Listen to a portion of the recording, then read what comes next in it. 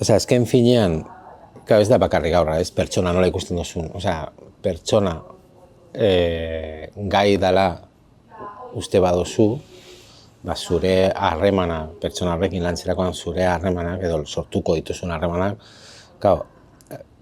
errespetukoak izango dira, behintzat, idei horrekin, ez? Kapaz dela. Baina uste baduzu aurra izateagatik, gai ez dela ez daki zer egiteko, ez? Segurenik ez diozu utziko, eta zuk hartuko duzu poterearen lekua, ez? Esateko ez, zuk gai ez zara hau egiteko, eta orduan ez dizut utziko, ez?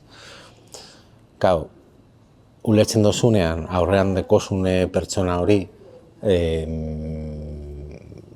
dakit, nolabait misterio bat dela, ez diozula ezagutzen, eta elkarrekin ikasi behar zarete, ez, bat bestearekin nor zaren edo nortzuk zareten, irekitzen zara, ez? Eta harreman horretan gertatuko dira, ez dakit gauza ezberdinak, edo ez dakit espero ez dozunak, edo dena denez. Eta nik uste horregatik dela, nola ikusten dugun, aurraren ikuspuntua zein den argi izatean nik uste importante dela, gero bakoitzak uki dezake, berena. Eta igual ez dute partekatzen beste batzuk, asko pentsatzen dute aurrak, ez dakit, nola esaten dute askotan, gure etorkizuna direla, hau da, gure presentea ez direnez, momentuz itxaron behar dute hor, ez egin gabe, eta ez dakiz ere ez. Bueno, nik ez ditut horrela ikusten aurrak. Osa, jolasa da, zuk zaren hori zarenean jolasten ari zara. Eta nik uste horregatik jolasa importante da, ez? Jolasa da bizitza, jolasa da astea, jolasa da hori, zuk zarena espresatzea. Orduan, aurrekin lan egiten dugunean, gura badugu, aurrak beraien iritzia, ez?